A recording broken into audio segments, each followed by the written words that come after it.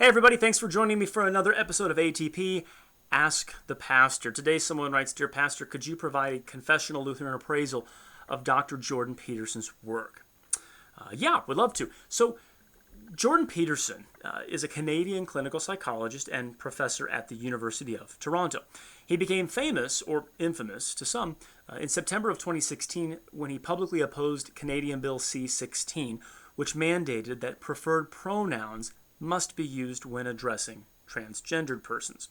Now, since then, Peterson's gained an incredible amount of popularity.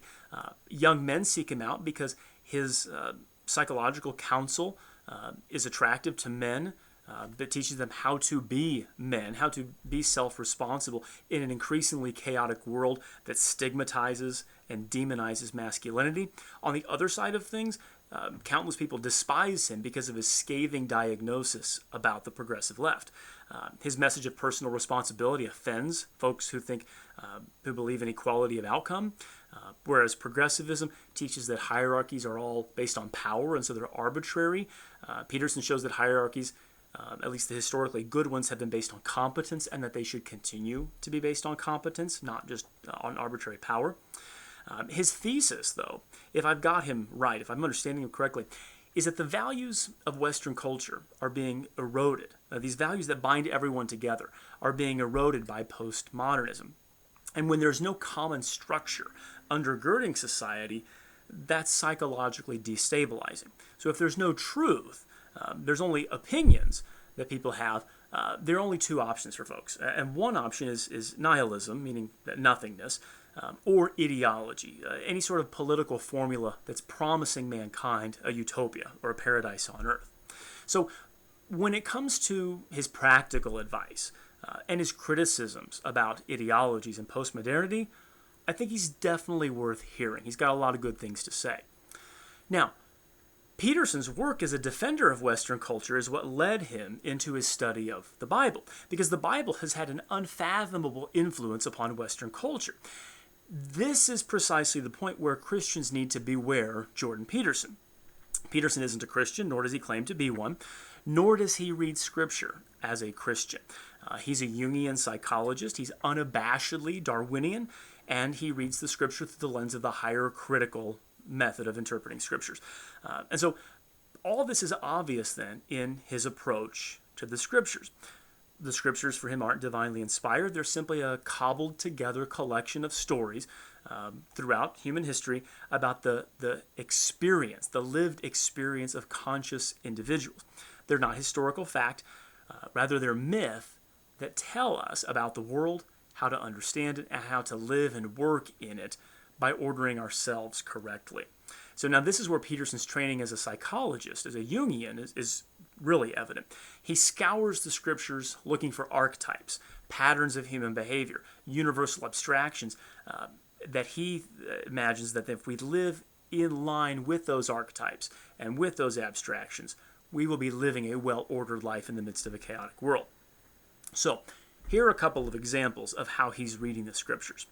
The story of Adam and Eve is about human beings gaining consciousness, learning that life is full of both good and evil.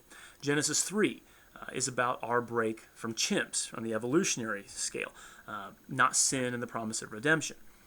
The story of Cain and Abel is about what you do when life doesn't give you what you want. Cain blamed God or life, and because of that, then he gave into malevolence instead of realizing that the problem was him to begin with. Abraham is an example of one who makes a contract with God, or the highest good. Those two terms are interchangeable for Peterson. And then that when you make the highest good in its pursuit your main goal in life, that decision to pursue that nobly, to live nobly, is going to bring benefits with it.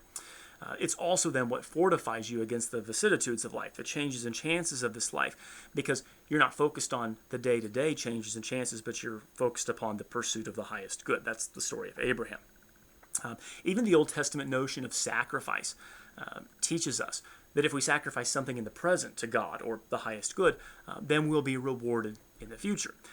The story of Moses giving the law on Mount Sinai teaches the abstractions of law and sovereignty, and it shows how humanity came up with laws and that there's this abstraction of law even over rulers, so that rulers are not above the law. The thing with Peterson's reading of the Scripture is that there's absolutely no gospel whatsoever. It's all law. It's all teaching us how to live properly in a chaotic world. Each story teaching us these archetypes and these abstractions to which humanity should be striving in our individual daily existence. Now, this way of reading the Old Testament, he uses in the New Testament as well. So Jesus isn't the Son of God. He's rather the archetypical good. That's what he calls him in his new book, 12 Rules for Life, on page 181. On the next page, he calls Jesus the symbolically perfect individual. He spends a lot of time in that book on the temptation of Christ in the wilderness. And it, for Peterson, is a metaphor for confronting evil in life, something which we all have to do. And he writes that, quote, "It means that Christ is forever he who determines to take personal responsibility for the depth of human depravity. It means that Christ is always he who is willing to confront evil, consciously, fully, and voluntarily, in the form that's dwelt simultaneously within him and in the world." That's on page 180 as well. This is all part of the Christ archetype for Peterson. You don't go along with evil, you don't excuse it, and you most certainly don't ignore it, but you confront it both in yourself and in the world around you, and you pursue then what's meaningful in life, not what's expedient and easy. Now, Christ's sacrifice upon the cross then is also archetypical.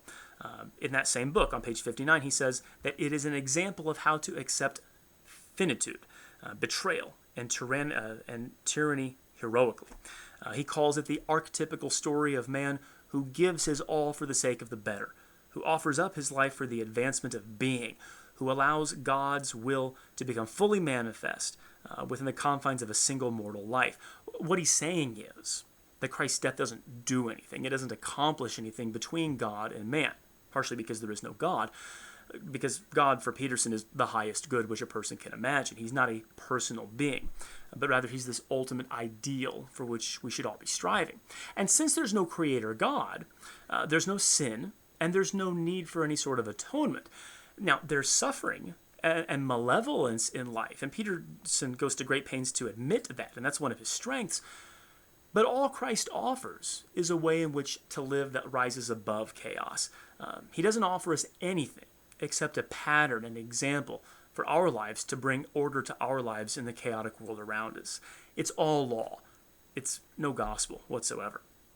And I think that then ties into what makes Peterson's ideas so appealing. He's got this grand mythology of the universe, but it's individualized. It's not just order and chaos in the world at large. In fact, Peterson always says that it ends in disaster when someone tries to bring order to the world without having brought order to their own house first. And so life is about getting your own life straight, getting your own house in order. It's about ordering the chaos in your own house, your own family, your job, within your mind. And once you get that figured out and aligned with these archetypes and these abstractions, then you can go out into the world and start to do the same. But if you do that prior to that, you're going to just cause trouble for everyone around you and more suffering. Now, I don't see anything inherently wrong with a lot of his practical advice for cleaning up your life for young men. But Peterson undermines the very scriptures which he wants to reestablish as a bedrock of Western culture, because he reads them through evolutionary, higher critical Jungian lenses. And what's important in these stories isn't the stories themselves, but the abstractions and myths underlying them. Peterson's gospel, if you can call it that, is that if people can just understand these abstractions underlying the biblical myths, then Western culture can be saved from nihilism on the one hand and ideologies on the other, which is nothing but just simply religious belief, warped religious belief that's destroying people's lives. So, bottom line, my take on Jordan Peterson is this. When he's dismantling postmodernity and when he's exposing the totalitarian nature of socialism and cultural Marxism, I think he's got great insights into what's going on in the world today. When he's giving young men practical advice for how to live in a chaotic world, I think he's got some decent things to say. But his psychological reading of the scriptures produce some interesting insights into human nature and original sin, but nothing more. When he starts speaking about God and Christ and the Holy Scriptures, listen very carefully, because although he's using the Bible and promoting it, it's not the Christian faith for the salvation of men's souls that he's teaching. Like I've said, with Peterson, it's all law and no gospel. Thanks for the question. We'll catch you next time on Ask the Pastor.